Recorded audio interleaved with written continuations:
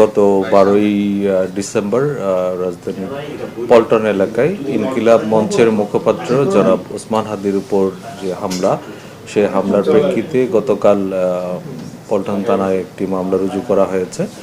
ইনকিলাব মঞ্চের সদস্য সচিব বাদী হয়ে মামলাটি রুজু করেন। ইতিমধ্যে আপনারা জানেন এই মামলার সন্দিগ্ধ হিসেবে র্যাব কর্তৃক 4 জন আমাদের কাছে হস্তান্তর করা হয়েছে।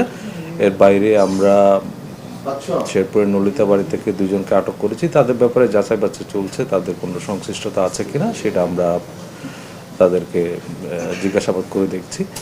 আর যে অন্যান্য যে আসামি বা যাদের আমরা ইতিমধ্যে শনাক্ত করতে সক্ষম হয়েছি তাদেরকে গ্রেফতারের জন্য আমাদের অভিযান অব্যাহত আছে।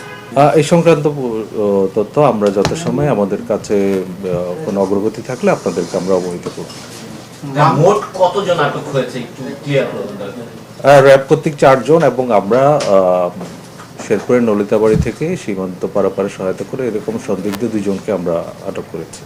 মোট 6 জন? 6 জন বলতে 4 জন আমাদের আটক গ্রেফতার, আর 2 জন এখনো পর্যন্ত তাদেরকে জিজ্ঞাসাবাদ করে দেখছি। তাদের যদি সংশ্লিষ্টতা পাওয়া যায় তাহলে সেই ক্ষেত্রে তাদেরকে মামলায় গ্রেফতার দেখানো হবে।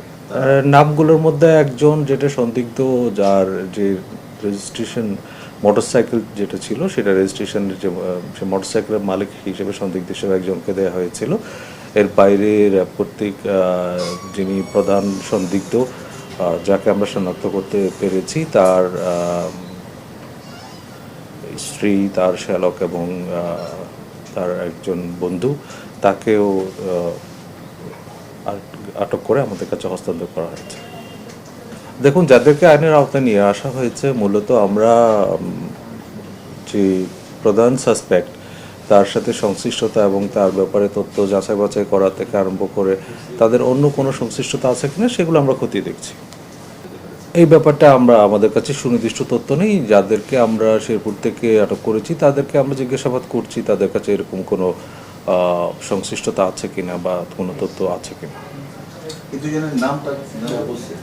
এই 2 জনের নাম, একজনের নাম সিবিয়ন দিও আর একজনের নাম সঞ্জয় চিসিম।